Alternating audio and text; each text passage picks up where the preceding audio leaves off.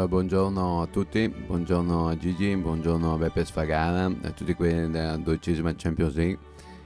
Sicuramente sarò anch'io presente ai finali, anche perché sicuramente insomma la cosa, scusa mi scappa un attimo, scusa perché, no, perché ieri sono stato alla sagra del fagiolo bollotto a Mambrotta.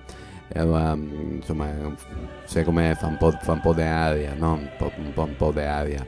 Però ecco, a parte questo, la 12ª Champions League, una roba che si fa qua al coso, al centro qua in via Sogare, e la trovo un'idea intelligente, anche perché che stand, scusa un attimo, perché i fasori qua è una roba dura da mandare giù. Beh, dicevo, allora praticamente la 12ª Champions League veramente a calcio 5 è un'iniziativa lodevole perché della lavorativa e di quell'altro, no?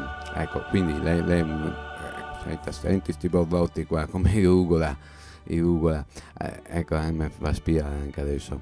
Allora, no, perché allora, la 12ª Champions League è un torneo con le balle, no? Perché le due organizzare un torneo così, perché il torneo, cioè bisogna stare attenti a organizzarlo bene. Beppe Sfagara e tutto lo staff, insomma, le organizza bene, insomma, roba professionista, diciamo, ecco. Quindi venite perché che stand, che tante squadre, tanta ciuffa che gira, insomma venite a vedere qua in via Sogare. Io ci sarò anch'io per la finale, che anche insomma tante squadre, under 16, le donne, insomma una roba da vedere sicuramente. Ecco, sento grattarmi, perché no, dovrei essere o le fraghe o avere un'allergia ai borlotti, perché non so bene, è un periodo che mi capita, è un periodo che semmai i faroi mi viene tutto sta gatta, no?